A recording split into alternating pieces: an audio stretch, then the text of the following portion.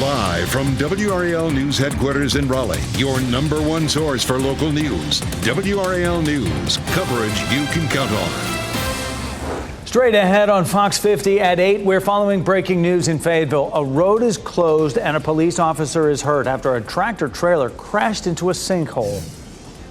And power outages are improving for this morning, but this system is still over us. Coming up, I'll show you how soon we can see showers develop today. We're live on Six Forks Road, where overnight storms led to a crash that left one driver dead and hundreds without power. We'll have the latest on the investigation.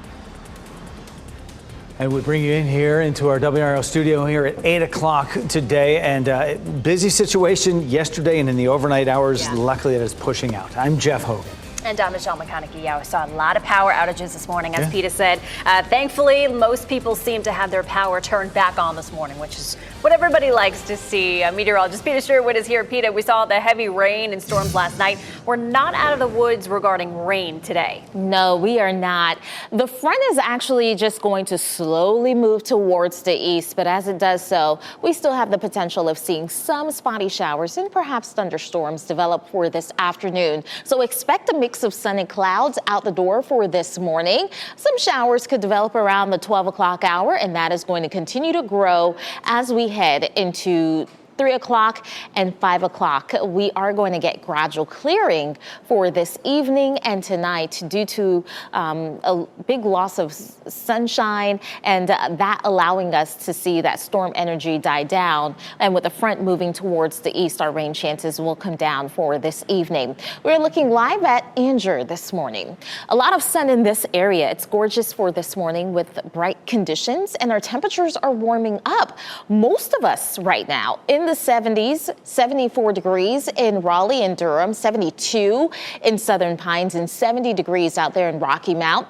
And today, if you're heading to the park, grab that water bottle. We're looking at a high temperature of 90 degrees with evening temperatures cooling off into the 80s. Brian? It is 8:02 right now. Look out for a crash at the interchange there on Glenwood Avenue around 440 between Glenwood and Creedmoor. It looks like there is some sort of an incident there. We are seeing some delays building. I want to check in on I-40 westbound as you head through Wake County. All clear through Garner, but then we're seeing some of the usual delays there in South Raleigh between 440 out toward the US 1 interchange. About an 8-minute backup overall. Most of that is from Lake Wheeler Road out toward Gorman Street and just beyond. And we're picking up about a 1-minute slowdown overall from Wade Avenue out toward 540.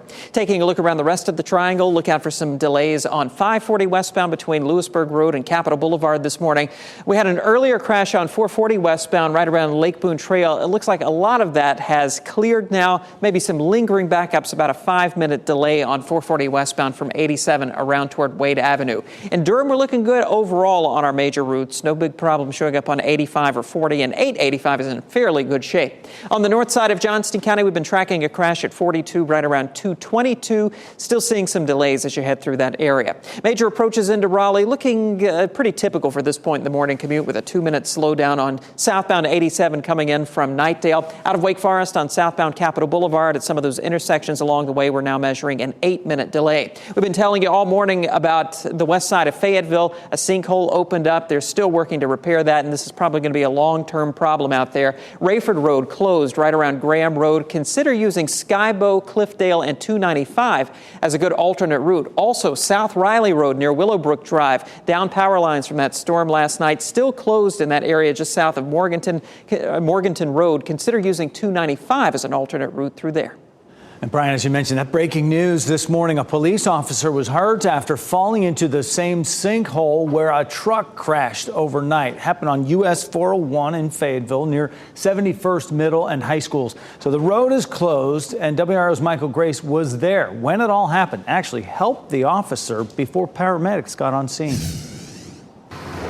Yeah, that's right. When I first got here, that officer was actually army crawling out of the sinkhole while another member of the media was on the phone with 911. We waited with that officer until paramedics arrived. But this is video of what that moment was like once the first officer met us on scene.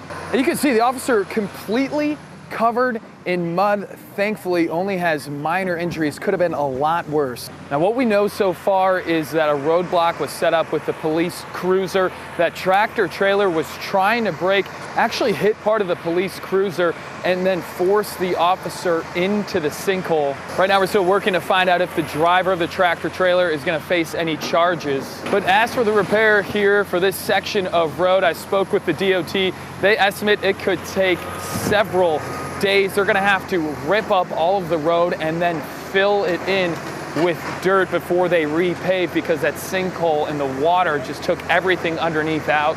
If this area is part of your regular commute, definitely going to want to plan for detours, at least for the next couple days. In Fayetteville, Michael Grace, WRAL News. And more breaking news out of Raleigh. A driver is dead after crashing into a Duke Energy truck. It happened on Six Forks Road near Sandy Forks Road. WRAL's Kelsey Coffey joins us near that scene right now. And Kelsey, a lot of these problems all tied to the overnight storms. Yes, all of it is linked together, and power has been restored for the hundreds of people who woke up this morning without electricity after that crash that happened here on Six Forks Road just before midnight. This traffic light that's at the intersection of Six Forks and Sandy Forks just started working again within the last hour or so. I want everyone to take a look at this video from the aftermath of the crash. Police confirmed that the driver who died after their white sedan crashed into a Duke Energy truck is an adult male. His name hasn't been released. Police say the Duke Energy truck pulled over to investigate a power outage that was in the area when the crash happened, and the truck driver wasn't injured. Now, police say this is still an ongoing investigation, and if Six Forks Road is a part of your morning commute, you should be just fine. Traffic is moving smoothly. Kelsey Coffey, WRAL News, live in Raleigh. A portion of Bragg Boulevard is back open this morning after it was flooded overnight. About 18 to 20 inches of water filled that intersection with Martin Luther King Jr. Freeway. 2 cars were abandoned in the water, needed to be pulled out. DOT was able to get the drains open and clear that road shortly after 3 this morning. A home in Cary is in need of repair after a tree came down in that storm. The damaged home is in the Somerset development on Haley House Lane. The homeowner says part of a ceiling fell on a woman who was sitting on the sofa in the living room. She was not hurt. The tree did not fall directly onto the house, but it also caused damage to the master bedroom upstairs. Similar stories. Firefighters will be back at this home in Cameron this morning to inspect the damage after a tree fell on it. This is video from the WRAL Breaking News Tracker. The homeowner says he was in his kitchen during last night's storms when he heard a loud boom and felt the house shake. He believes he will need his entire roof replaced. And hundreds of homes and businesses across the state were without power this morning after last night's severe weather. That is improving this morning. The latest data from Duke Energy shows locally many of those outages are focused in Johnston, Harnett, Cumberland, and Lee counties. That includes more than 800 in Cumberland and 600 in Harnett. This is a big improvement, as I said, from the thousands of outages that we saw overnight. Storm system, of course, that hit the triangle overnight is affecting flights once again as severe weather is expected in the northeast today. This is a live look outside at RDU this morning. Looks peaceful enough. Inside is where the problem is. WRAL's Laura Levine joins us now to break down where these flight delays and cancellations stand right now. Laura. Yeah, Jeff, and as we spend time here inside the airport, sitting down, you can overhear the conversations of people on the phone with customer care trying to get rebooked. And for some people, it's looking like possibly days before that happens. Here at RDU at this hour, we are seeing 19 flights delayed and 15 are canceled.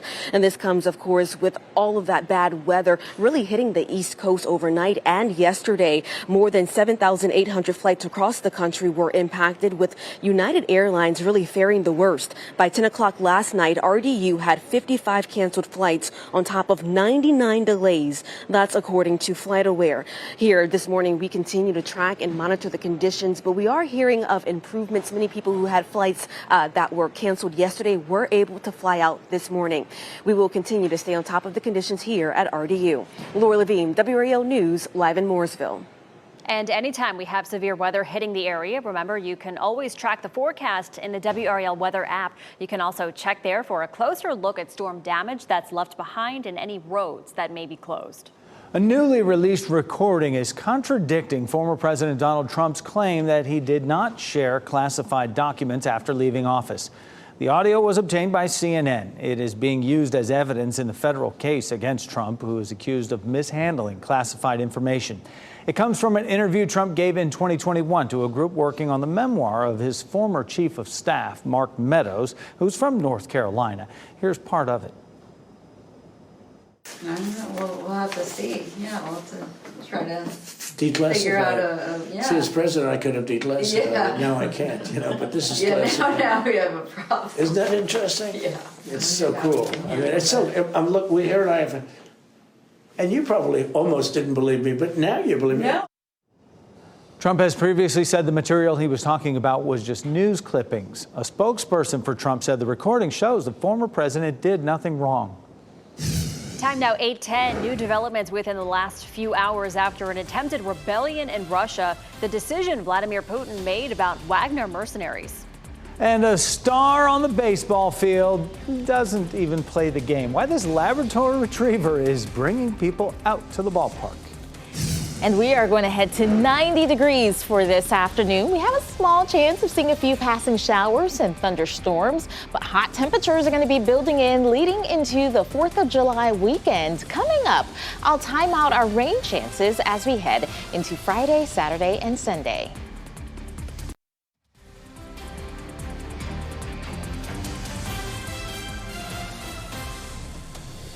Sunshine, blue skies in Apex right now at 8:14 on our Tuesday morning. And you're watching WRAL News, available on Hulu and the WRAL app on your TV or streaming device.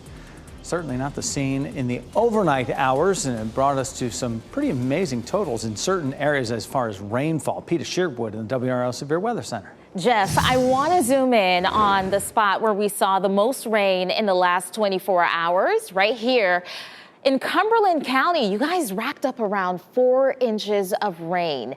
We know that 12 flood reports came in for the overnight hours. Folks were doing flood rescues, and we know a lot of impacts coming out of this area for this morning. Road closures and still some flooded conditions. You want to make sure that you are taking it easy in this area. If you encounter a road where there's a lot of water, just turn around and find an alternate route.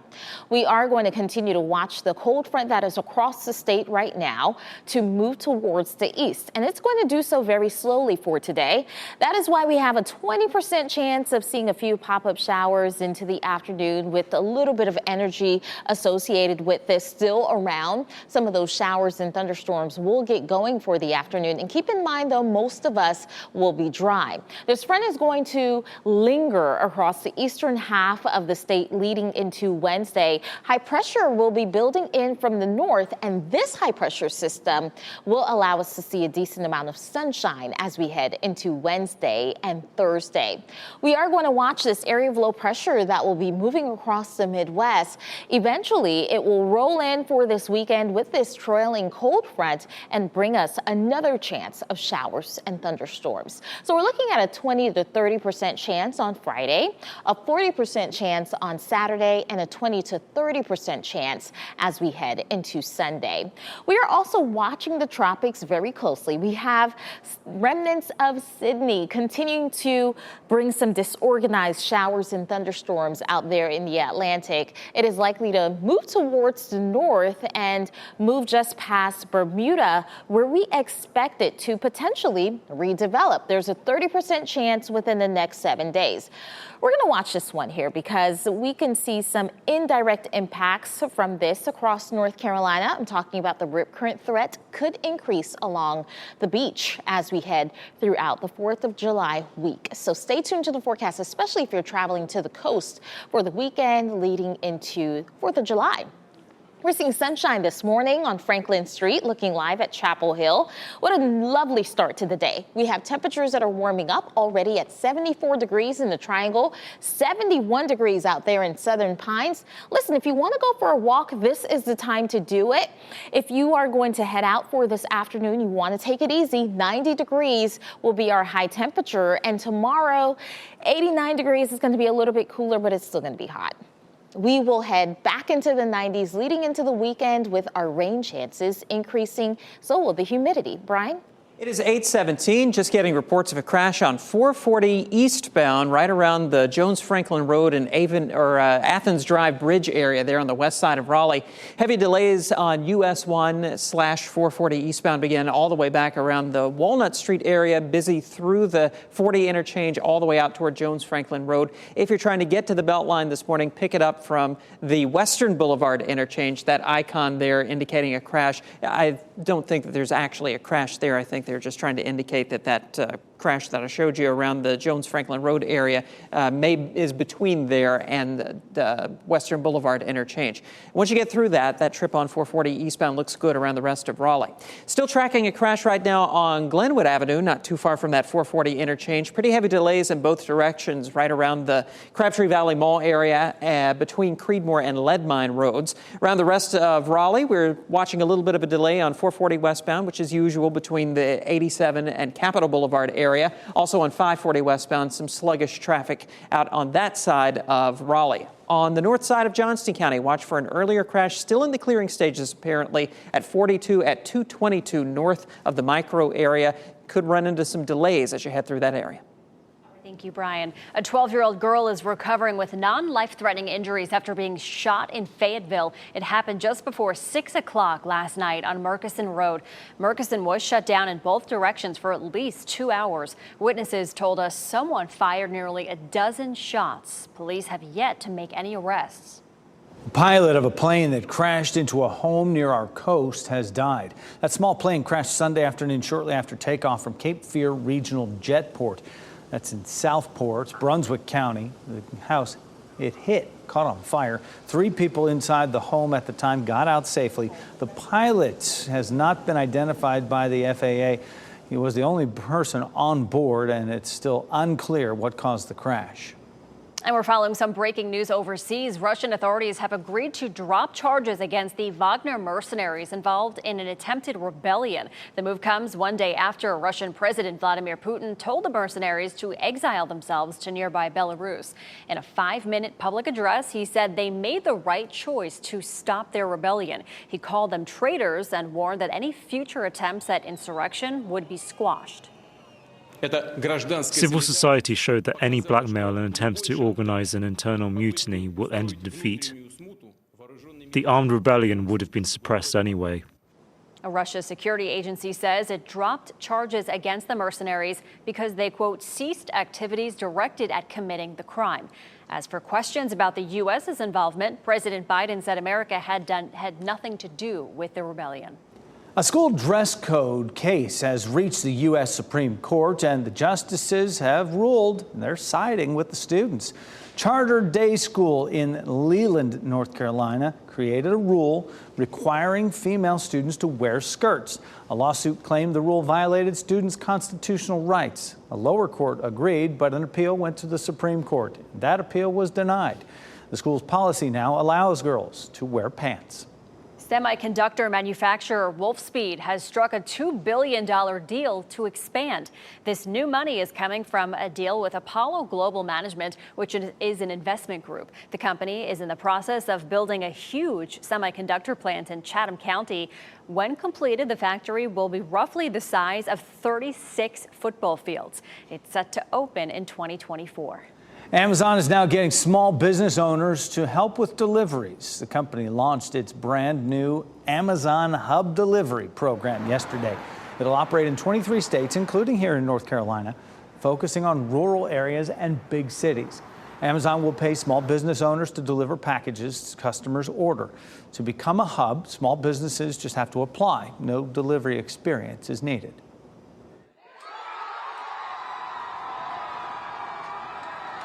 Those are LSU baseball fans right there, reveling in their win after the Tigers took home the NCAA baseball championship. Record-breaking fashion last night. They steamrolled the Florida Gators 18-4. It was Game 3, the deciding game in the Men's College World Series in Omaha, Nebraska. It's the team's 7th national championship in baseball, first, though, since 2009.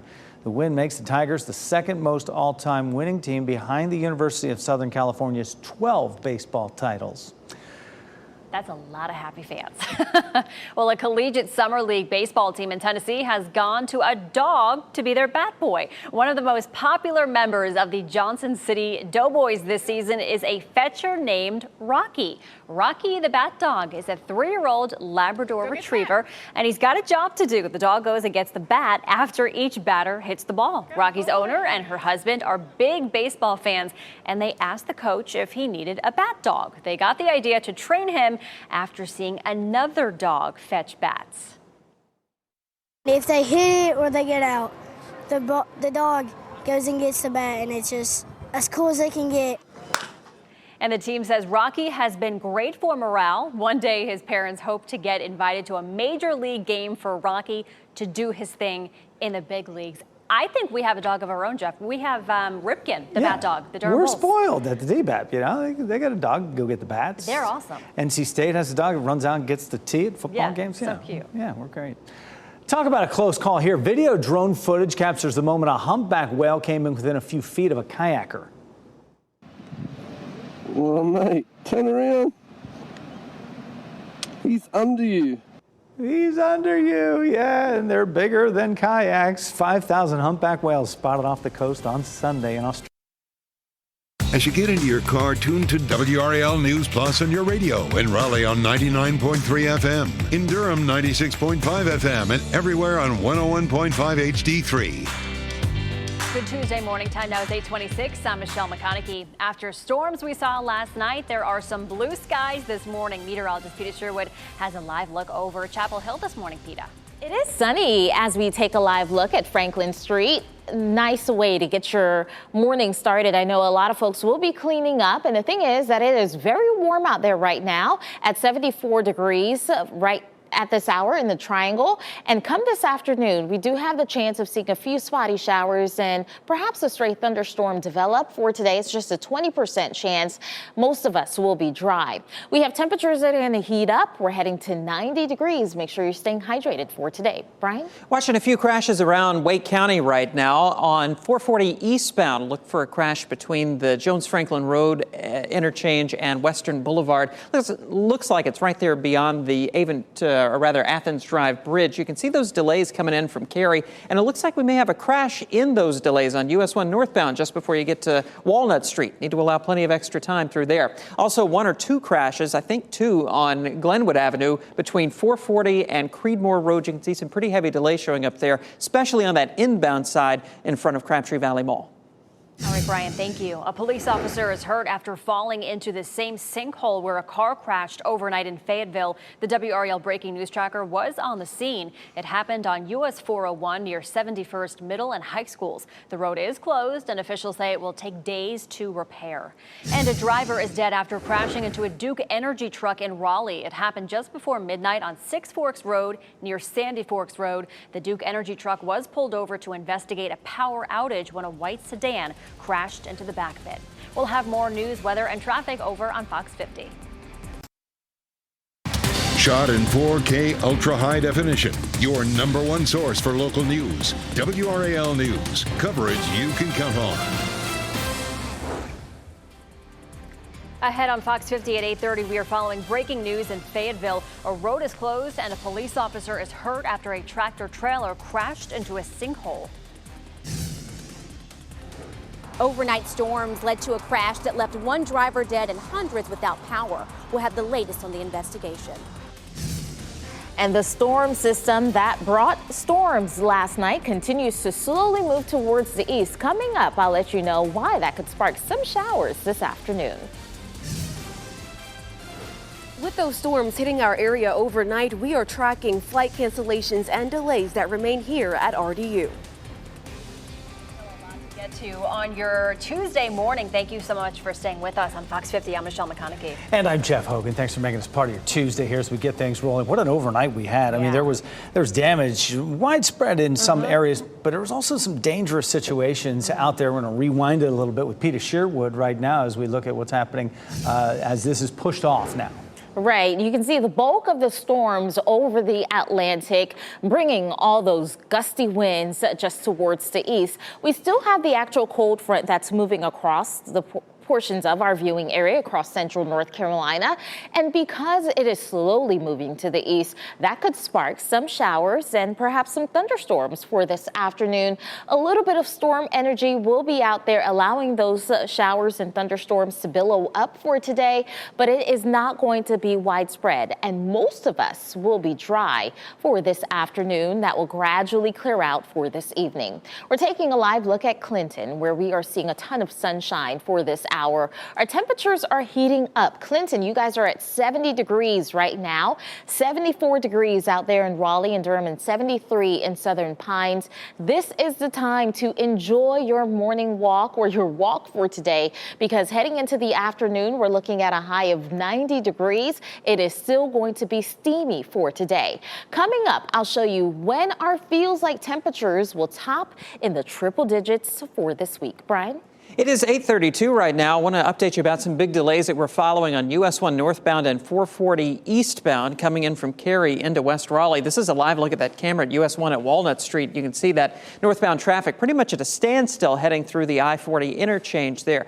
We have a couple of crashes causing these delays. First of all, there's one on US 1 northbound right there around the Walnut Street interchange from 55 in Apex up to I-40 in Raleigh. That ride through Cary on US 1 northbound is going to see about a 12-minute delay, so about 12 minutes longer than it usually takes. Looks like most of those backups began right around the Cary Parkway interchange. There's a second crash on 440 eastbound between Jones Franklin Road out toward the Athens Drive Bridge area there, heading up toward Western Boulevard, and you can see some pretty big delays showing up in that stretch of 440 eastbound. Need to allow plenty of extra time heading into the west part of Raleigh this morning from Cary.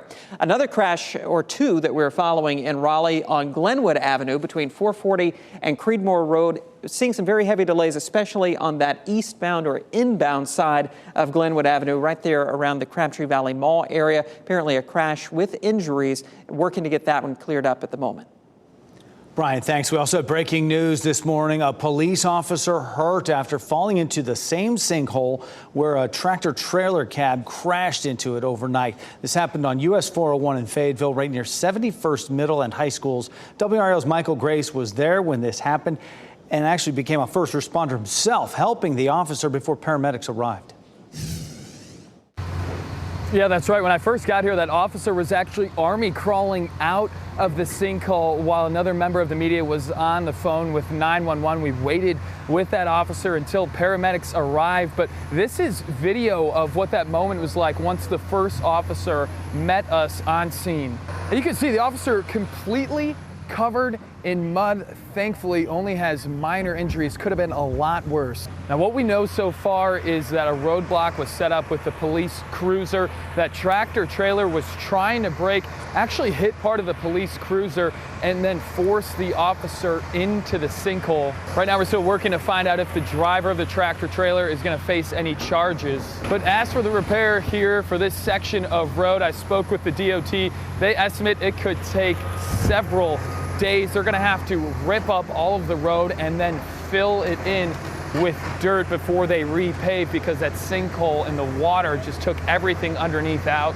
If this area is part of your regular commute, definitely going to want to plan for detours, at least for the next couple days. In Fayetteville, Michael Grace, WRAL News. And more breaking news in Raleigh. A driver is dead after crashing into a Duke Energy truck. Police say this all happened on Six Forks Road, right near Sandy Forks Road. That's where we find WRAL's Kelsey Coffey. She's been on the scene all morning.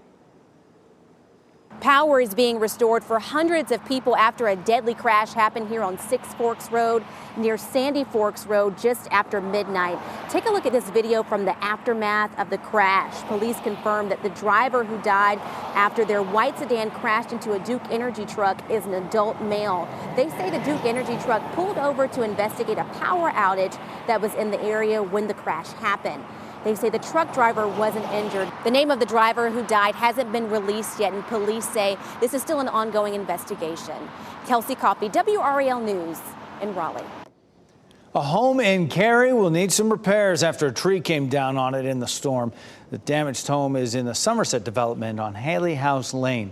The homeowner says part of the ceiling fell on a woman who was sitting on the sofa in the family room. She was not hurt.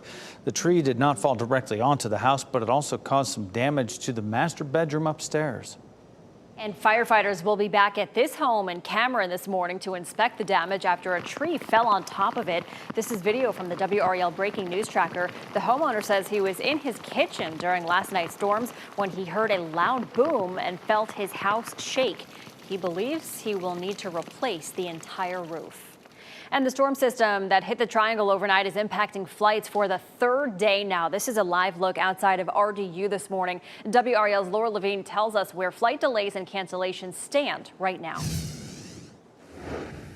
It continues to be a bumpy ride for people who are trying to fly out of RDU. It's been a tough, really, 2 days at the airport. Behind me, we continue to see crowds here of people trying to check into their flights or trying to get assistance with customer service here. As of 7 o'clock this morning, RDU had up to 15 cancellations and 18 flights delayed. More than 7,800 flights across the U.S. were impacted yesterday, with United Airlines really faring the worst. By 10 o'clock last night, RDU had 55 canceled flights on top of 99 delays. That's all according to FlightAware, of course, and we continue to track and monitor the conditions here. The good news is that many travelers that we spoke with at the airport say that they are seeing some improvements and some flights are still on time. Laura Levine, WRAL News at RDU.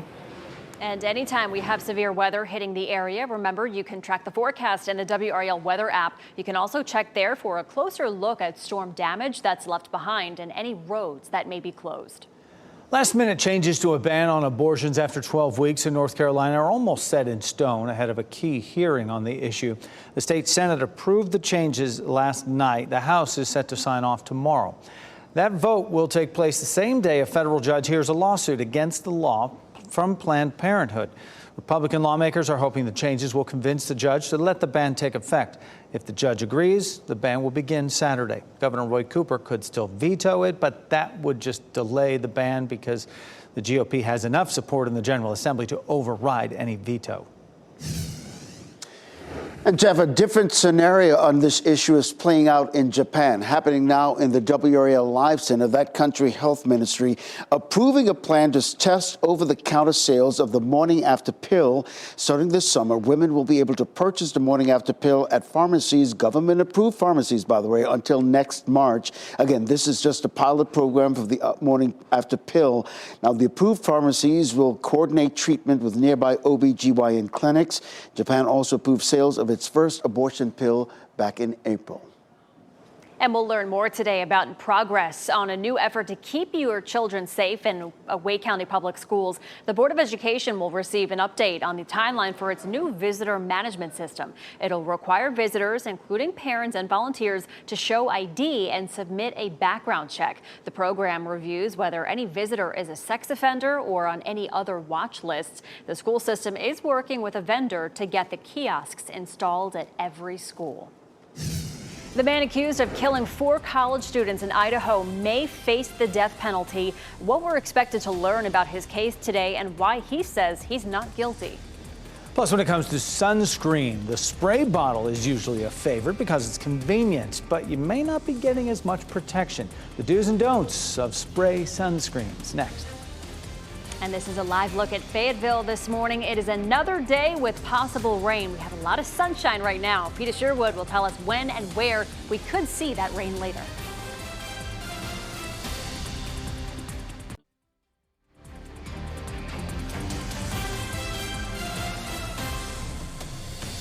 The calm after the storms. This is a live look over Clinton. Plenty of blue skies and sunshine there this morning, a vast difference from what we saw last night. Meteorologist Peter Sherwood here with a look at some of the local storm reports. We saw a lot of heavy rain and thunderstorms last night, Peter. Yeah, and those thunderstorms did produce some strong gusty winds and flooding across our state. I do want to show you here what some folks, even across the Pacific, not the Pacific Northwest, the New England coastline dealt with for the last 24 hours. Those storms rolled in. And we also got about 12 flooding reports out of Cumberland County in the overnight hours. And take a look at where we actually have those strong winds set up last night. We saw them across the Triangle and areas to the south. Some folks still dealing without power for this morning. But this is a big improvement compared to how it was looking around 3 o'clock, where much of the map was in blue and a lot of folks in our viewing area were in the dark last night. So they have folks restoring power for this morning, and we are going to continue to monitor the power outages across our region. But we have this cold front that is slowly making its way across the state. It is going to slowly move towards the east, but as it does so, there's still the chance that we can see some scattered showers and perhaps some thunderstorms as we head into the afternoon. That is likely to pick up after 12 o'clock and continue into the 3 o'clock hour. We are going to get gradual clearing as we head into 5 o'clock. Keep in mind, as we lose daytime heating, those storms are going to die down. And with the front actually moving towards the east, those storm chances are going to be a little bit higher across the coast for today. We are still going to be a little steamy behind this system as we head into the afternoon. The dew points in the 60s will make it feel a little bit uncomfortable outside. Once we head into Friday, that number picking up into the 70s, we are going to be in that tropical category with dew points in the 70s and temperatures climbing into the 90s for the 4th of July weekend. We could see feels like temperatures ranging from 100 to 105 degrees. It is certainly likely to be hot leading into the weekend. As we take a live look at Clinton this morning, another shot here, seeing mostly sunny conditions. We have temperatures that are in the lower 70s across the Sandhills, and it's currently 74 degrees in the Triangle, 74 degrees out there in South Hill and Roxborough. Good morning. It's 70 degrees for you. We have mild conditions right now. Come this afternoon, it's going to be hot. 90 degrees will be our afternoon high. The earlier you head out for your outdoor activities, the better today. Tomorrow, we're looking at a high of 89, mostly sunny, and then heading back into the 90s for Thursday and Friday. Notice our rain chances leading into the 4th of July weekend expected to increase as well. Peter, thanks. Today, the man accused of killing 4 University of Idaho students will appear in court, and he may face the death penalty if he's found guilty. A new court filing shows prosecutors will seek the death penalty for Brian Kohberger. He's accused of stabbing the students to death at an off-campus home last fall. Kohberger denies any wrongdoing. His attorneys say the DNA of 2 other men was found at the scene. They claim Kohberger has no connection to the victims. An Iowa community is remembering a news anchor who has now been missing for 28 years. Jody Huizentrud failed to show up for work in Mason City on June 27, 1995. Her colleagues say they called to check on her that day. She said she overslept and would be there shortly. She never showed up, and police believe that she was abducted on her way to work. They found signs of a struggle outside the car she was driving, and her belongings were left there, including a bent car key. No arrests have been made, and Jody's whereabouts remain unknown. Spray sunscreen is popular, but that convenience may come at a cost. You may not be getting as much protection. Health and wellness reporter Lauren Petty explains what safety risks you should keep in mind. It's a super popular way to try to prevent sunburn. I feel like it's easier to spray on, you just go. But spray sunscreen only works if it's applied correctly and not like this. Most oftentimes that I see a sunburn, I ask the person, did they use sunscreen? And it is almost always, I used a spray sunscreen. Dr. Jordan Carcaville is a dermatologist who says there are do's and don'ts when it comes to spray sun protection. When I see parents spraying the kids just, in the face, I think that's probably the thing that bothers me most. Never spray sunscreen directly in someone's face. Otherwise, they could inhale potentially dangerous chemicals. These are meant to be used on the skin. They're not meant to be used on mucous membranes. They're not meant to be inhaled. That includes titanium dioxide, which studies have found caused cancer in rodents, and benzene that sparked a recall. Benzene is known to be harmful to humans, and so they were removed from the market. For this day at the beach, Lupe applied sunscreen to her kids the way doctors recommend. I put it on my hands and then I put it on their faces. When applying spray sunscreen, dermatologists recommend you hold it closer to your skin than you may realize and spray until your skin glistens. You want to be about 1 to 2 inches away from the skin so that you are not losing it to the wind. One Australia study found up to 79% of spray sunscreen can be lost in light wind conditions. So we know that in an even mildly windy area, today is really windy, so I wouldn't put it on today, but you lose a lot of product. Many people choose spray to avoid sticky hands, but you should always rub your sunscreen in. Some of them are thicker, and you really do want to rub them in. Those are the ones I like because they're thick. They are usually a mineral component to it. And no less is not more. Typically, you use about a shot glass size of a lotion or a cream for the entire body. With these sunscreens, the spray sunscreens, it's really hard to get that accurate quantity. A beach day alternative. My biggest suggestion for anyone is sun protective clothing. Swim shirts, rash guards, and sunscreen. Essentials for a day in the sun. My biggest advice is to find a product that you like, use it correctly, and use it often. Yeah, just use a lot of it. And 50, they didn't say anything about the numbers, but 50 seems like a good number. That was Lauren Petty reporting. This morning, fire officials are working to figure out what caused a North Carolina school to burst into flames. Look at this new video from overnight, the fire in Charlotte that happened at the Charlotte Preparatory School. You see those heavy flames coming out of the building and the destruction it left behind. More than 60 firefighters responded to help put out that fire. No injuries have been reported. We'll learn more today about plans for growth in West Raleigh. Local and state leaders will give updates during a panel discussion this morning at NC State. They'll share the progress on the Hillsborough Street closure at I-440 work along Blue Ridge Corridor and new affordable housing. Now, the goal is to improve traffic flow in the area. Organizers say there are hundreds of millions of dollars being invested into these projects.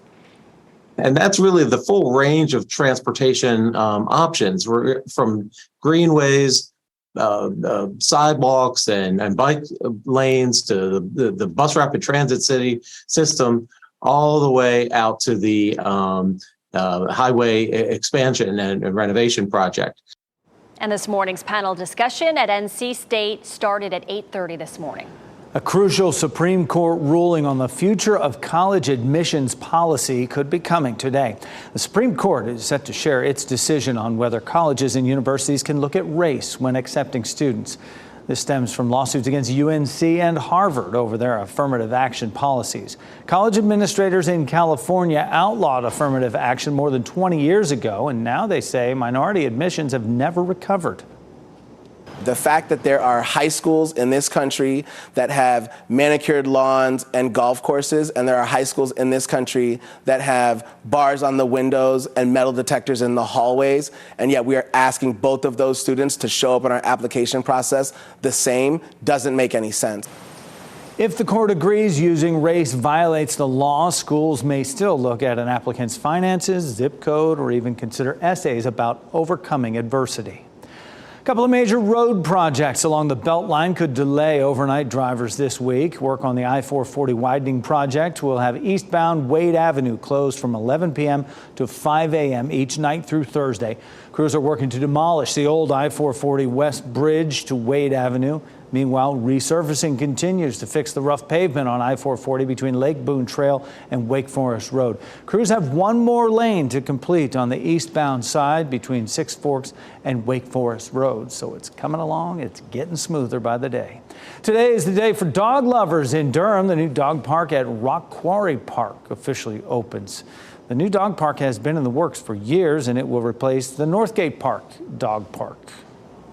Barbie fans can celebrate their favorite doll's new live action movie with a stay-in life-size Malibu dream house.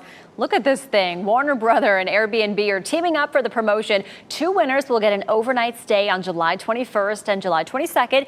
Each can bring a friend. This is the same dream house that Airbnb listed in 2019 in honor of Barbie's 60th anniversary, but it has had a makeover since then.